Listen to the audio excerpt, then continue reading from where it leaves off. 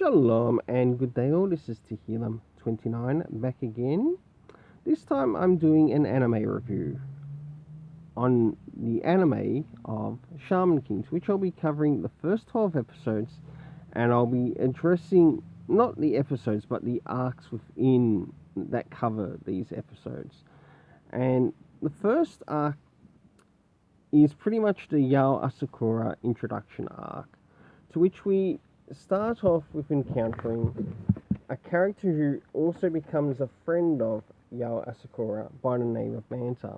Now, you'll need to pay attention to Manta within the series, because Manta is basically the character who informs us, the watcher, of what things are within the series, such as when it comes down to the shamans. He'll give you the information on the shamans. When you start to reach the beginning of the competition arc, he'll begin to lay down the rules of what the competition rules are, and it's really good because he's basically the character that helps us also understand what is happening within the series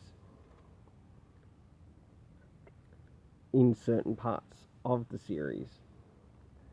Now, when Manta first meets up with Yao Asakura, he's actually in a graveyard, and he realizes that when he sees him, he's looking up at the stars, and it's not until later on that he realizes that he can also communicate with spirits. And through that, we start to see a friendship develop between them, and that sort of like takes part on the first episode. And I want to point out there's actually quite a bit in relation to the Shaman King of 2021 that is also quite manga accurate.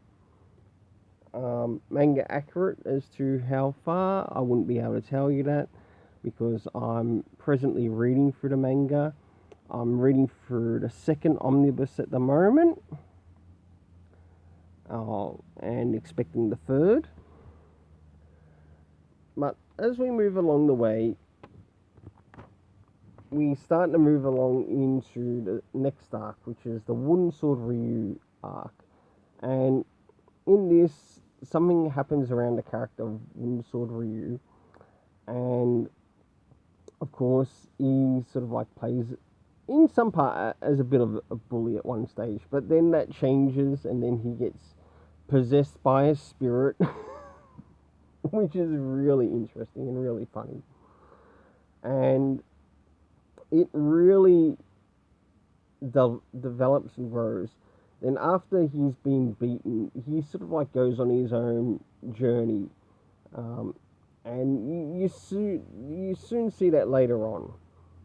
Now after that, we get a bit of a beginning of a training arc that sort of connects in between the beginning of where we start to encounter members of the Tao family. And the first member of the Tao family that we encounter is Tao Jun, a female character, I must admit, and the spirit that she uses is Li Pyron. And Li Pyron is basically this version, or Shaman King's version of Bruce Lee. And it's really good. And I like some of the things that happen here within the story. And it's just hilarious. It's absolutely hilarious. And to which, when Yao Asakura ends up going up against Tao Jun, in this time we have also met Yao Asakura's fiance by the name of Anna, and she ends up doing something to which she uses her technique to bring forth the teacher of Li Pyron to go up against Li Pyron, but in the body of Yao Asakura. And it is absolutely hilarious, and it's really nice. But pay attention to that, because that character does actually change later on within the story. And you do actually see that happen within the story. Now, not long after that, we sort of move closer into the competition arc, to which when the competition arc starts to begin, and you also encounter Tao Ren, like after this small tower arc, and Yo Asakura ends up going up against Tao Ren. They pretty much learn that they're pretty much similar in strength and power, but you also learn that later on that Tao Ren has quite a dark past, or quite a dark history in his own growing up in the story. As things start to move into the competition arc, there's like a small training arc that comes in between, to which Yo Asakura has to pretty much return back to home base, to where his family and all that are, and he has to go through a bit of a training session. Now, Yo Asakura is very laid back throughout this series, but that's not to say that he doesn't care about people that he's met along the way, and he does actually show that throughout the story. Now, in it, you also encounter his old man, his grandfather, who's also plays a part in teaching him in sort of like how to use the spirits, but also there's only so much he can teach him, but there's also stuff that he needs to learn for himself, and you see that show within the story. By the time the competition arc starts to begin, the characters are given like an oracle pager, and this pager is sort of it gives the competitors who are playing, who are a part of this competition, or this tournament, Shaman King tournament arc, who they go up against. Now, one of the first people that Yo Asakura goes up against is Haruro the Ainu. And one of the things that he sort of specializes in, with his spiritual side of things, in regards to the world of the paranormal, and being a shaman himself, he specializes in like the use of ice type spiritual abilities, and that was really cool when you actually first get to see him in the scene. Then in the next the next one that Yo Asakura goes up against, in this one he ends up Manta ends up getting endangered, or in some danger. Sorry if I forget the name of the second person that he goes up against. But in that, something ends up happening. Yo ends up going into hospital. Manta ends up going into hospital. With Manta, he basically gets told, you can no longer hang around Asakura. I'm sending you home back to wherever the character originally came from. And it feels like this character, Manta, might have actually come from the US. I might be incorrect in that, and I'm prepared to be incorrect in that. But you start to see his encounter once again with another character that we met earlier, which was Wooden Ryu. And as he's talking to Wooden Ryu, he learns that, okay, Wooden Ryu has the ability to be a shaman. And it's like really good. And it's, whilst he's with him, he basically goes with Wooden Ryu to go and seek out Yo Asakura, and this sort of like leads into the training arc, and by the time he turns up at the training arc of what's happening with Yo Asakura, so when he turns up at the end, he's sort of like there as great support for the character, and that plays through into the next. Now,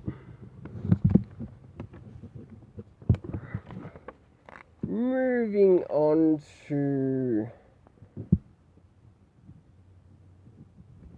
that, after the next character's been beaten,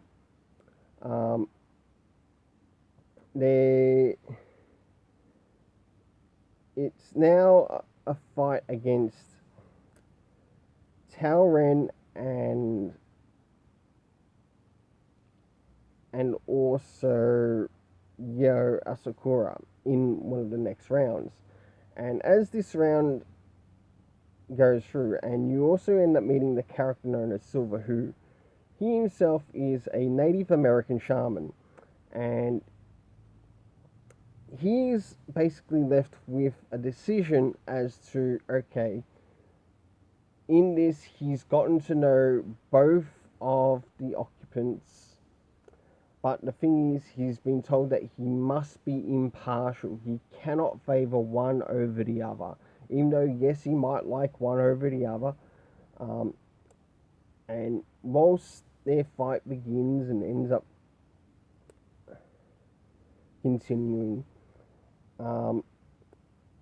it ends up becoming a bit of a draw, and he's unable to indicate who will actually go into the final. So he goes to his elders, which is really nice because you do get to see the respect of like characters that came before them, and it's really good in seeing that within the story, because it shows that they have a respect for their elders. They have an understanding that sometimes their elders might know some things that they don't, and maybe know some things in relation to some of the rules that are present within the series, let alone in the manga too. And it's really good because as he goes to the elders end up making the decision. This is a draw. They both go through to the next round. As this happens, Taoren now must return to his homeland, which we learn is in China. Something happens to Taoren. Now, this is moving towards the last couple of episodes, to which Basson, who is Taoren's spirit, to which he uses, then goes out of his way to let Yo Asakura and whoever else is there with Yo Asakura to pretty much come in and rescue him. And we get a small rescue arc, and it grows to learning more, not just about Taoren's character, but also seeing some of the processes, or seeing some of the things that Taoren plus his sister was also put through in the Tao household. And you learn that, okay, their old man is not a very nice old man. And they see him literally as a monster, right? That is how they view their old man. They view their old man as a monster just because of the way that they've treated him. Taoren's got a tattoo because of him, and he's upset and he's angry and he hates the idea that that's happened to him, because you can see that he feels like he didn't have a choice about it. And with his encounter with Yo Asakura, he feels like things could be different than what they are. And so Taoren and Taojun's father basically sets things up and has basically a 5 curse squad called the Jiangxi. And as this is occurring, and we have Yo Asakura coming in with Manta, Horohoro, who we also made a friend with.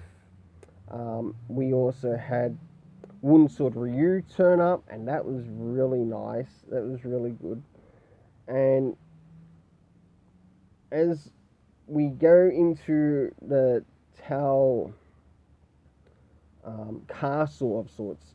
You pretty much see and learn that there are layers to this castle, including a underlayer, which leads to like a bit of a dungeon of sorts up under the next up under that dungeon is sort of like where some old corpses of battle are.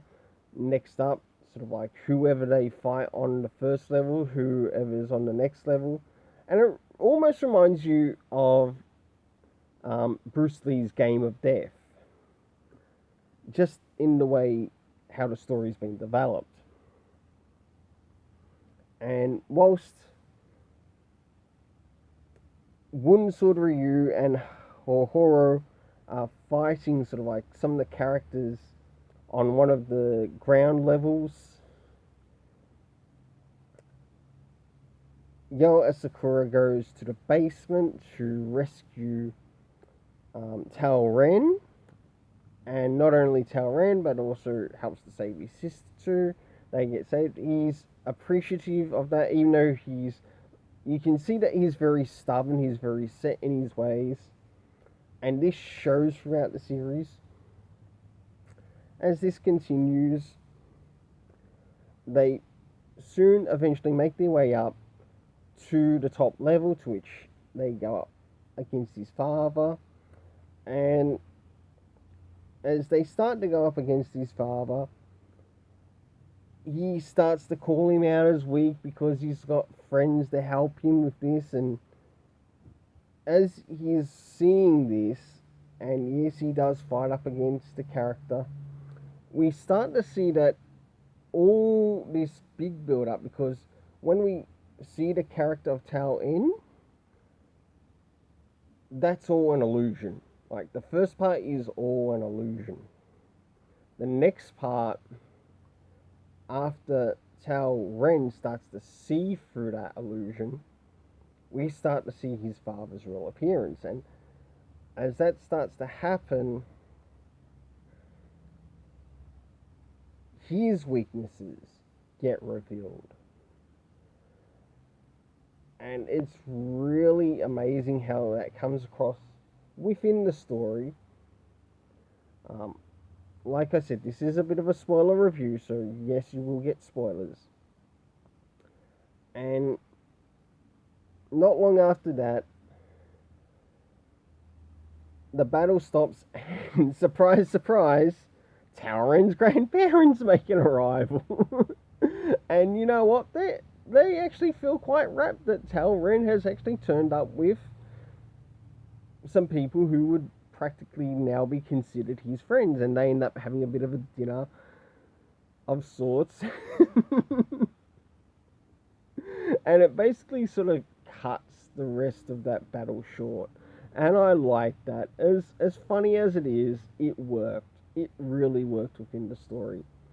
I definitely recommend you check out this anime, even check out the manga, because I'm having a fun time with this. And my probably next anime review on this probably won't be until I watch the next 12 episodes. So pay attention to that. I do want to get more across on this. And I want to thank you all heaps for listening to this review, as I'm trying to get myself comfortable to doing these type of reviews. Please don't forget to hit the like, share, subscribe, hit the notification bell.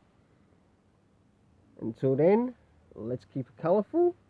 If you've now made it to the end of the video, have yourself an awesome day. Oh, just one more last thing before I finish off this video. I really need to give the rating to this series, or the rating overall for these episodes. Now, rating for the main characters, I gave an 8 out of 10. I really enjoyed the supporting characters, to which I gave a 9 out of 10. For the anime, it's definitely a 7 out of 10. And for this story, I gave it an 8 out of 10.